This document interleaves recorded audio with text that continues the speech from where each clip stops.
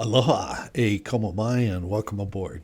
Welcome to this week's version of our podcast, Just Cruising. It's being recorded on Thursday, September 24th, 2020. I'm Larry Jackson, owner of Cruise Holidays of Viera, and I'll be your cruise director for this week's podcast. Thanks so much for joining us, and we're glad you could be with us. This week, we're going to entitle our podcast, We're Getting Closer. We had some events happen this week, starting Monday, September 21st, and that hopefully will be moving us a few steps closer to resuming cruising again. And a couple of the steps that happened, first of all, some of our Florida senators proposed a bill in the Senate. It's called the Set Sail Safety Act toward resuming cruises. Florida Senators Rick Scott and Marco Rubio introduced the Set Safely Act, and it kind of further complicates things as far as resuming sailing. As I've told you in previous podcasts, we have three basic impediments towards resuming cruising. The first one, and first and foremost, I think, is the CDC, which ended its comment period today, or on Monday the 21st, on resuming sailing. And once they ended, they still have their no sail order in effect through September 30th. And just to remind you, all of our cruise lines are on a voluntary no sail suspension until October 31st. All of the CLIA, or Cruise Lines International Association cruise lines, are abiding by that voluntary suspension. And okay, so we have the CDC. This is a three-legged stool. Number two, we have the ports of call standing between us and resuming sailing, whether the Caribbean islands are going to let us come in and disembark passengers. And third, we have you, the public, the cruisers, as to whether the measures that we're putting in place are going to be acceptable to you and that you're going to come back to cruising. Well, we're making a few inroads on the CDC front this week. The Set Sail Act that the senators proposed, I don't know, I think it kind of muddies the water a little bit. What they wanted to do with this act, and I have no idea what the status on this is because I can't find any press that tells us where this act is in the Senate. The Senators Scott and Rubio, they wanted to establish a maritime task force in coordination with a private sector advisory committee. Well, we already have several private advisory committees in place. We have Royal Caribbean and Norwegian cruise lines who have created a healthy sail panel, which we'll have more on about that a little later here. And Royal Caribbean and Norwegian have combined for this to create this panel. We have Carnival Cruise Lines has created their own panel. MSC Cruises has what they call the Blue Ribbon panel. All of these are proposing protocols and changes to the way we do our cruises, hoping to satisfy the CDC so that the CDC then will lift the no sail order. What the senators are proposing is this task force to be comprised, and to me, why I say it muddies the waters, because it just adds more approvals that are going to have to be garnered before we can get back to sailing. This task force would be created, the Department of Homeland Services, Customs and Border Protection, the U.S. Coast Guard, Health and Human Services Department, the Department of Transportation, Department of State, and Federal Maritime Commission. Now, getting all these people together in one room to agree on one set of protocols that we could use to resume sailing, I think is going to be extremely difficult. I think we're a little bit better off, as reluctant as the CDC has been to review our plans or to give us any guidance. I still think we're better off with the one agency than we are with trying to get all of these other people to agree. So that further muddied the waters. On Monday, the 21st, also, we received the recommendations from the Healthy Sail panel, and this is the panel that Royal Caribbean established. Here's the report here. It's 66 pages long, and contains 74 recommendations. This was presented to the CDC in hopes that this would be a comprehensive plan that could be used by all of the cruise industry to resume cruising here in the United States. Now, as we've told you before, cruising has resumed. Large ship cruising has resumed in Europe. The MSC Grandiosa is on her, I think it's 5th week of doing 7-day sailings out of Genoa. Things are still going well. They've had no break or no cases of COVID-19. And a lot of the things that they've been employing have been recommendations that are contained in this Healthy Sail Panel's report that they gave to the CDC. After this was released, the CLIA, a mandatory health and safety steps for member cruise lines. Now, they took some recommendations from the Healthy Sail Panel and they made them mandatory, and then they presented this to the CDC. But it still requires approval of the CDC. So what the CDC did was they said, we're going to mandate these following provisions, which are not all of the ones that are again, this is really complicated right now, but it's not all of the recommendations that are made in the Healthy Sail Panel, 74 recommendations. Here's what CLIA is going to mandate. I don't know if this is going to satisfy the CDC or not. Okay, testing, 100% testing of passengers and crew for COVID-19 prior to embarkation. Mask wearing.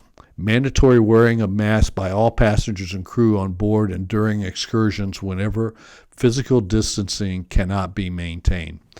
Distancing. Physical distancing in terminals, on board ships, on private islands, and during shore excursions. Ventilation. Air management and ventilation strategies to increase fresh air on board, where feasible, using enhanced filters and other technologies to mitigate risk. Medical capability, risk-based response plans tailored for each ship to manage medical needs, dedicated cabin capacity allocated for isolation, dedicated cabin capacity allocated for isolation and other operational measures, and advanced arrangements with private providers for shoreside quarantine, medical facilities, and transportation. Shore excursions. Only permit shore excursions according to the cruise operator's prescribed protocols with strict adherence required of all passengers and denial of reboarding for any passengers that do not comply. Okay, so basically those are the major recommendations that the Healthy Sail Panel provided. In a few minutes, I'll go into more detail about the 74 proposals that they made. I think what CLIA is endeavoring to do is saying, okay, we have now made this mandatory for all of our member cruise lines. We're saying this to the CDC. Is this going to be good enough for you to lift the no-sail order, either the September 30th one or extend it and then lift it or whatever? So I think that's what the CLIA is doing, is they're saying, here's the Healthy Sail Panel's recommendation. These are the ones that we're adopting to make mandatory. And so if this satisfies the CDC, then we're on our way. And some of the CEOs of the cruise lines, basically Donald Arnold said, he is the CEO of Carnival Cruise Lines. He said that if given these guidelines, that they felt like they could be back to cruising within 30 days. I think that's, or I'm sorry, he said 30 days or so. So I think that, and of course everybody thinks 30 days. I'm thinking of the or so it's probably going to be a lot longer than the 30 days. What some of the other reaction from the CEOs to these mandatory CLIA recommendations? Richard Fain stressed the importance of collaboration and not competition by the various cruise lines. Well, if CLIA is saying all the cruise lines have to do this, then they will. Frank Del Rio, CEO of Norwegian Cruise Lines, emphasized the importance of returning only when it's safe to do so. So that's pretty much platitudes as far as that goes. Little background for you. Yesterday, Wednesday, September 23rd, 2020, we were on a conference call for travel advisors with Vicki Freed, who is the national sales manager for Royal Caribbean Cruise. Of optimism on the call. I would have to say they were a bit giddy that we had these recommendations out. I think optimism may be a little not quite warranted at this point because, boy, the CDC, you just really don't know what they're going to do or what they're going to come back with. The most optimistic portion of this would be, yeah, this is great, guys. This is what we wanted to see. Have at it. We're lifting the no sale order, and then we all press forward and see what happens. So that's the most optimistic. The pessimistic is they take another 14 weeks to review this, and we still stay in limbo during that time frame. I think the worst part of this whole pandemic problem has been just the not knowing. If we had a date, then we could say, okay, we're going to work towards their date. This is what we're going to be doing. This is possible. This is not possible. And so that'll be one leg of my stool. Number two leg, I think if we implemented these, it will make the ports of call, the destinations, feel better about letting cruise ships in. So maybe they'll lift the restrictions. And number three, you'll feel safer about cruising. The big unknown is some of the restrictions as to how you're going to feel about these restrictions as to whether you're going to want to go on board a cruise ship. All right, just a reminder that Just Cruising, our podcast, is brought to you mostly every week, hopefully every week, by Cruise Holidays of Viera. We are a boutique travel planning store. We're located in Melbourne, Florida, which is near Port Canaveral. We are Cruise Holidays of Viera. It's a little town or community within the Melbourne area. We are available to you via our website, which is Just Cruising Viera, Viera.com, or our telephone number, which is 321-242-1331. And why should you care about contacting us? Well, you should care that once all of this has been lifted, we resume traveling and sailing, we get a vaccine or whatever happens, everybody adopts these recommendations, you're going to need a trusted travel advisor to help you navigate what's going to be a more complicated landscape when it comes to cruising and travel. We have been in business for 17 years. We are boutique because we're small. It's my wife and myself and our admin assistant, Wendy, which means you get personalized individual attention to your travel plans by people who really care what the outcome of your vacation is. So please consider us when we come back to cruising, and we would be honored to help you plan your next travel. All right, let's look at some of the recommendations made by the Healthy Sail panel. And again, there were 74 of them, and I'm going to go through them kind of individually and then just expand on them a little bit on some of the recommendations. I wanted to read this, one of the first sentences in their opening paragraph, because I think this kind of sums up the overall intent of their recommendations. The panel, this is a quote from the report, the panel contemplates a scenario where cruise travel can be resumed more safely by creating as much of a bubble as possible by preventing SARS-CoV-2 from coming on board a ship. So I think that's really the great focus here is to prevent it from ever getting on the ship to begin with. And so that's really what the whole emphasis of this is. Now, again, there are 74 recommendations, and I'm going to go through just a few of them in detail because I just read you the major ones and the highlights, but I want to do some of the others in detail. Okay, testing. They are recommending that that every passenger, now they delineate between passengers and crew members, and for every passenger, they recommend a minimum of 1 and preferably 2 pre-board negative SARS-CoV-2. You know what? I'm going to call this just COVID-19. They refer to it, this is too long, SARS-CoV-2. Anyway, COVID-19 test results for guests and a minimum of 2 pre-board and 1 post-quarantine negative COVID test for crew members, presuming there's a feasibility of rapid testing at the pier. Big unknown. There is rapid testing now. It's not widely available. On the conference call, we were with Vicki Freed yesterday. Richard Fain was also on board, and the conference call, and he alluded to the fact that the federal government has purchased most of the rapid tests, so we're not sure that they're going to be available. What does that mean? Well, first of all, you're going to have to get a COVID-19 test within 5 days of your at least 24 hours and no more than 5 days before boarding the ship. Not quite sure how you're going to do that, but we'll cross that bridge when we come to it. They would like to have, when you get to the pier, another test, a rapid test, one of these 15-minute tests where you could be tested again. Now, they're not requiring that, but that's the ideal situation. In addition, when you get to the pier, they're going to require that you have a temperature check. And you will also have filled out a health safety questionnaire, which we're already doing on the cruise lines, but it was mostly for norovirus detection. It's going to be greatly expanded, and it's going to contain things like, have you been in contact with anybody, close contact with anybody who's tested positive for COVID-19 in the last 14 days? Do you have any symptoms? But I don't know how they're going to do the symptoms, because as far as I can read the information, this COVID-19 symptoms constantly are changing and getting broader all the time.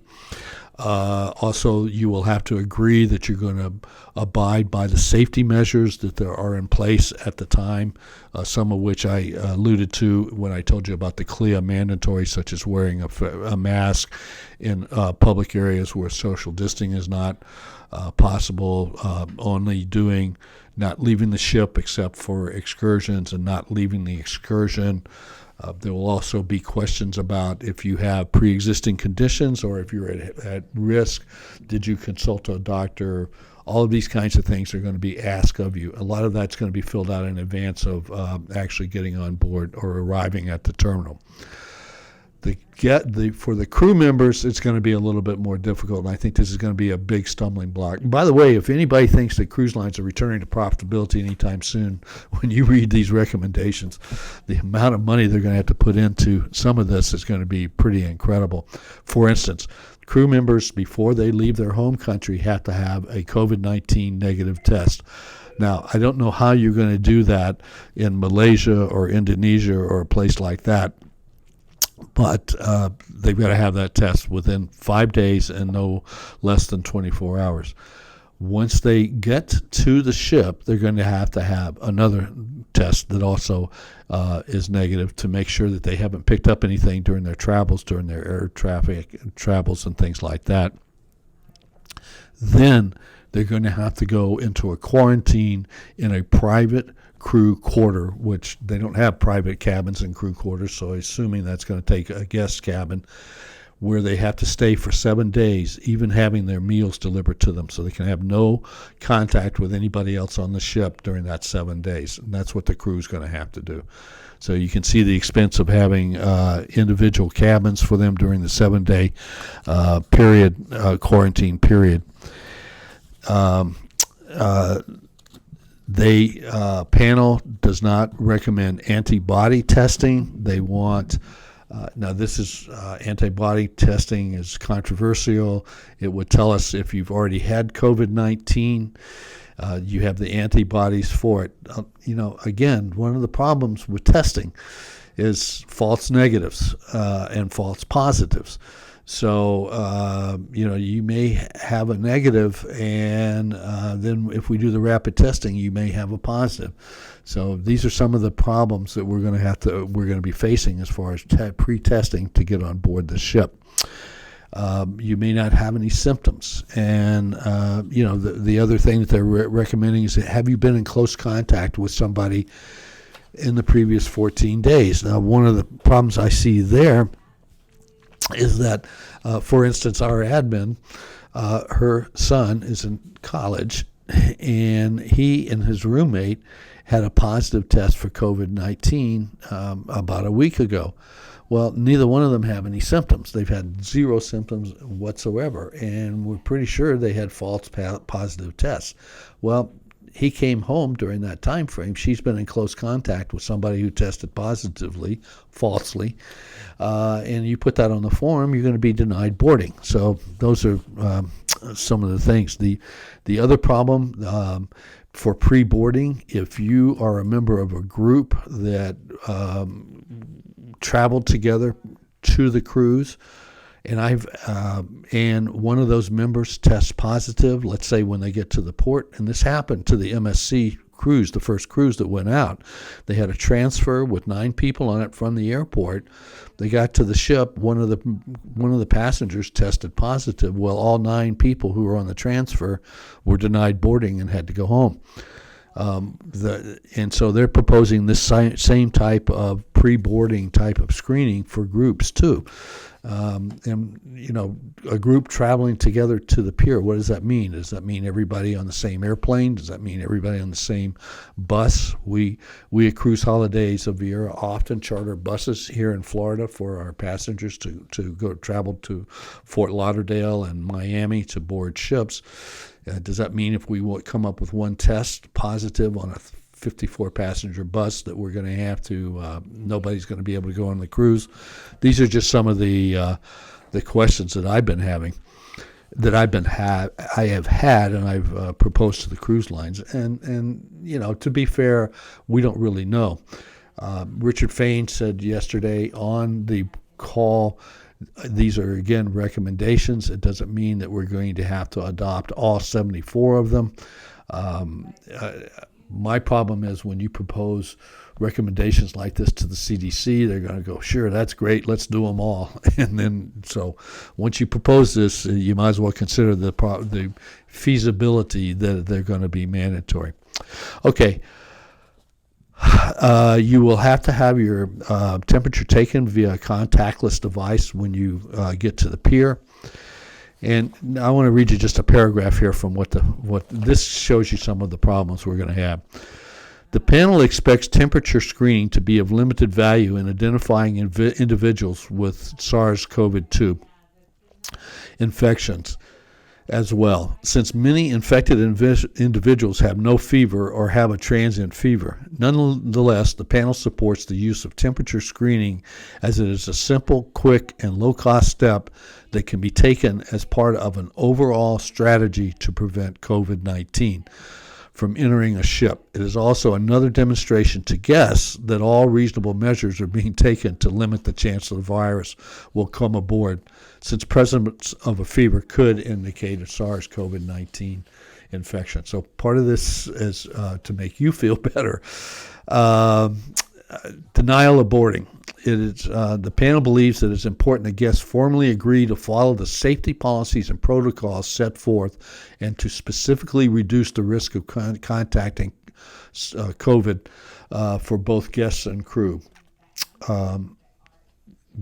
Cruise operators should not allow an individual to sail if they do not affirmatively state their willingness to comply with current safety and public protocols. If you've received a positive test, you will not be permitted to board the ship. I think that's pretty self-explanatory. However, a few circumstances that merit an automatic denial of boarding. These include a positive test that result or known close contact with an individual with confirmed COVID-19 infection the preceding 2 weeks. And then we talked about the group. Here's another recommendation. Cruise operators should rely on CDC guidelines to determine who is at an increased risk of severe illness and who may be at an increased, determine who is at an increased risk of severe illness and who may be at an increased, wow, that's poorly written. Cruise operators should recommend that guests who are or may be at increased risk of severe illness consult with their health care provider before traveling. Okay, if you've got By the way, I have a pre-existing condition. It's called being 71 years old, or increased risk of severe illness because I'm over 65. That's one of the CDC's recommendations or guidelines. If you go to a doctor and a doctor, how many doctors are going to say, sure, it's okay for you to travel, no problem. You've got diabetes, high blood pressure, and CPOD, no sweat. What doctor is going to say that with the liability that exists? So this is another problem, I think. And you're probably going to have to attest to the fact that you either did or did not seek the advice of a medical physician before you decided to go aboard the test. And that's part of the self-attestation. Okay, symptom screening methods while on board the ship. We're going to be watching for people that exhibit the signs or symptoms of COVID-19. This is another problem. My reading of the symptoms of COVID-19 is pretty much everything that can medically go wrong with you is a symptom of COVID-19. And that list continues to expand. When we first started, it was fever, cough, flu-like symptoms. Then it expanded to headaches. Then it expanded to loss of taste, loss of smell. It keeps expanding, so that the symptoms that they're having keep expanding also. Another problem is, suppose someone tests, or we find out they have the COVID-19, they're already on board the ship, then they're going to do contact tracing, and some of the things that they're going to be using will be maybe wristbands that Princess and Disney both have that will record wherever you've been. They're going to be using the video cameras on the ship to see who you were in contact with, to see if those people are going to have to be quarantined. And then also you're going to have to practice social distancing. And they're going to have to make sure that you did that. And if you had positive symptoms, did you get in close contact with somebody? Social distancing is going to be a bit of a problem. If you've ever been around a ship around 5 o'clock in the evening when folks are getting ready for dinner and they're having their cocktail before dinner, bars get kind of crowded. And I can see having to maintain 6 feet, the lines out the door and around the block on the promenade. That's going to be another problem on the social distancing. And also, we're going to have to exercise social distancing in the piers, in the terminal buildings.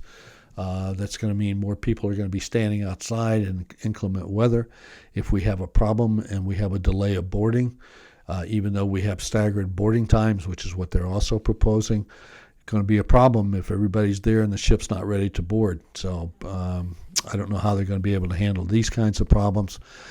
I'm bringing up all of this not to discourage you from cruising when we restart, but more to let you know that we still have a lot of logistical things impediments in our way for resuming cruising.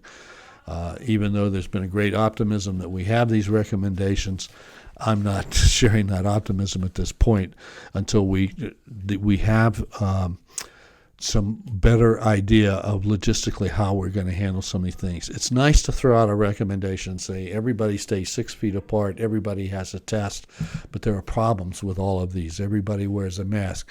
I don't understand the mask proposal because if nobody has the COVID when they get on board, how is it possible that the COVID got on board the ship? So why do you have to wear a mask? But I'm not a big mask fan to begin with. As a matter of fact, I'm an anti-mask because I think it gives people a false sense of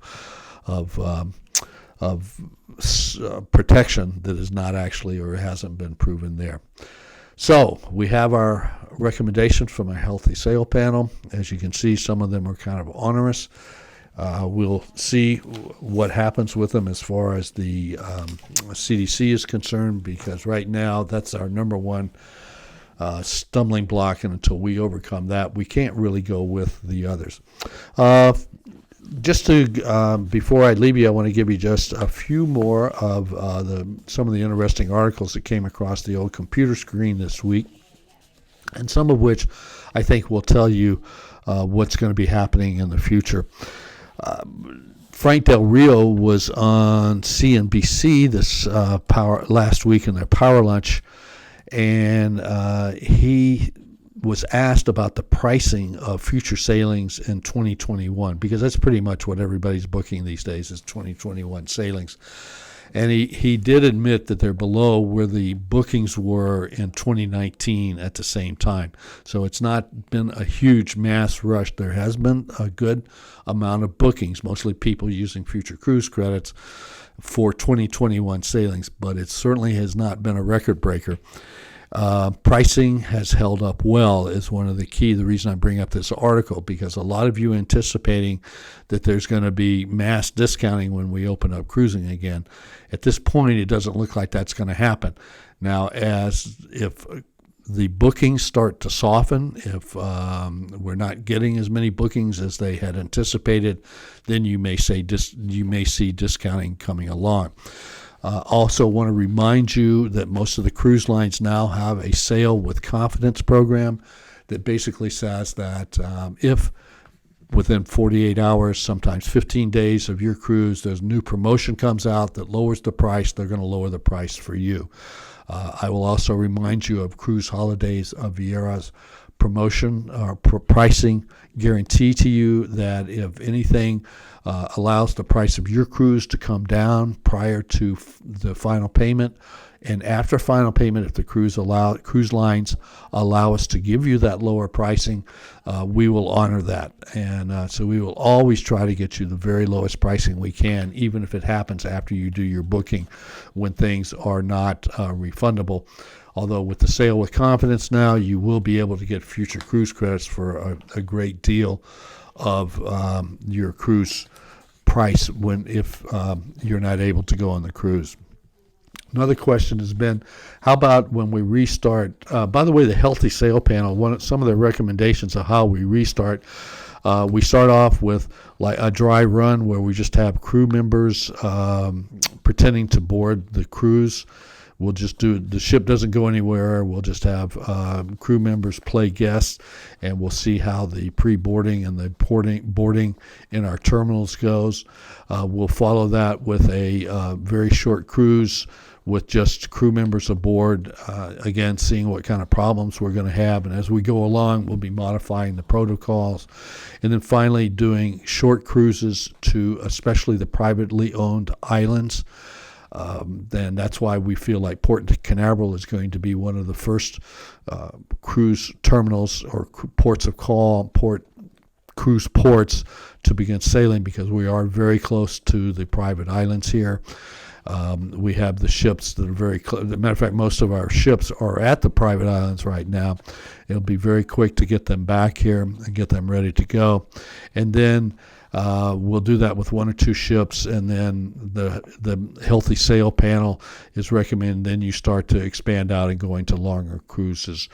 Don't know how long it'll take to get us from 1 or 2 day cruises to 3 or 4 day cruises to 5 to 7 day cruises to European cruises. So you can see we got some big unknowns as far as once we get the go-ahead. And again, we are desperately seeking to have the go-ahead date, because then we can start to work out these details. It's been suggested that we do a cruise to nowhere. In other words, let's just go out and cruise, bop around, and come back in, and therefore we won't have to worry about infecting people in other islands, and we don't have to worry about ports of call. Well, guess what sneaks its ugly head back into that proposition? My old friend, the Jones Act. And that is the law that was passed in 1886, which is known as the U.S. Passenger Vessel Services Act. And it doesn't permit foreign flag cruise ships from going from one U.S. port to another U.S. port without going to a foreign port, which means you can't go from Miami to Miami without stopping somewhere. And if you're cruise to nowhere, you're not stopping. We also have some problems that were created in 2016 by new rules that the Customs and Border Protection put in place regarding the visas that our crew members all have that are known as D1 visas. So that requires a port of call also. So the cruises to nowhere are probably not going to happen. For some good news, one of the things that we're going to be needing, and when we resume our cruising, and I believe this is going to be very important, is the more touchless type of interactions we can have, either with boarding documents, with passports, with anything that people need to touch, is the better, the more the better. And we were on our way to touchless boarding. A celebrity on our last celebrity cruise, when we went aboard her new ship, we had checked in prior to getting to the pier, and we had taken our photos, which allowed them, when we got to the pier, to use facial recognition to see who we are. And we were able to just walk up to a screen. It recognized us. We went right to our cabin and picked up our cabin keys. So we didn't even interact with an agent at the pier or anything. And so we already have this technology. We know it works, and so that'll be employed more and more for pre-boarding. We'll have our documents already online that you can fill out your health screening information, so that will be taken care of. Another point is the muster drill, the lifeboat drill that we all despise and hate. Royal Caribbean has come up, and they came up with this in January, and it's a method where you'll go to your stateroom or use your phone to view the safety drill on a video. Then you'll go to your muster station, not everybody at once, but whenever you, within a certain time frame, you'll check in with a crew who will verify that you've watched the video and that you know where your muster station is and can answer any questions for you. So that's going to prevent everybody crowding together all in one part of the ship during the muster drill to help us complete our social distancing requirements that are probably going to be required. People used to ask me if these big, huge, large ships like the Oasis of the Seas and with 5,000-6,000 passengers on board, do they get crowded? And I would say the only time they ever get crowded is when we cram everybody into 2 decks during the muster drill. Always on deck 5 and 6, and that's everybody's there. That's the only time in the whole cruise when everybody's on 2 decks. So we pretty much have done away with that. Royal Caribbean is allowing the app they created for the muster drill to be able to be used by other cruise lines at no cost. They're not charging a royalty for what they spent to develop it. So hopefully everybody will be able to use this muster drill. And that's another piece of technology that's going to help us going forward.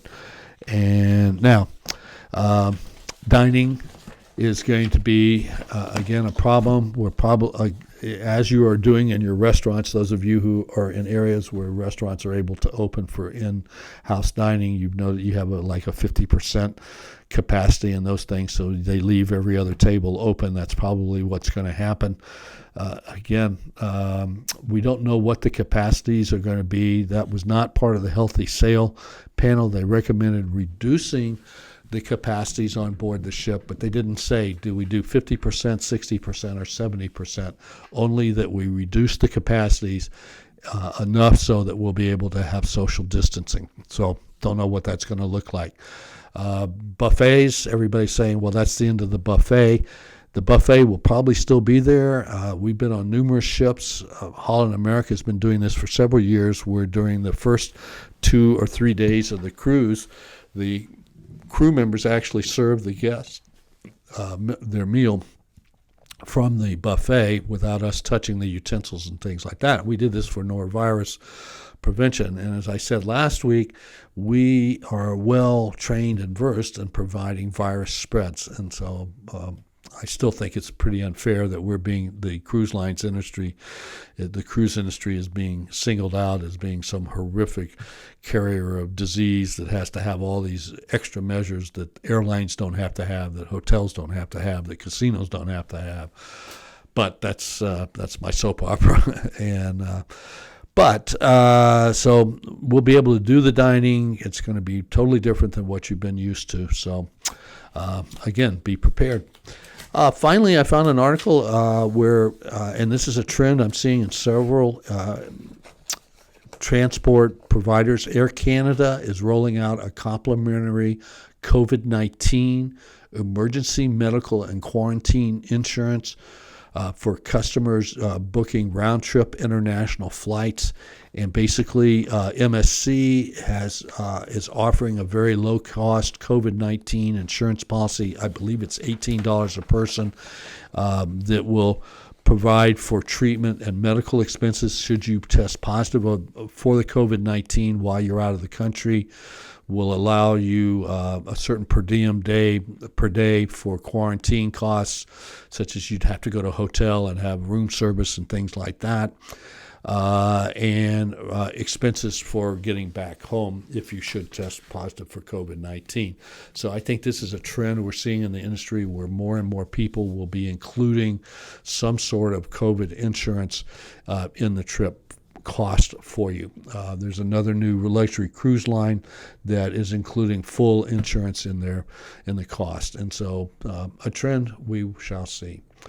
Well, that pretty much does it for this week's edition of Just Cruisin'. We appreciate you joining us. We remind you that our webpage is Just Cruisin', no G on cruisin', Viera.com, or just Google Larry Jackson Cruise Holidays of Viera, or Google Cruise Holidays of Viera, and it'll bring us up.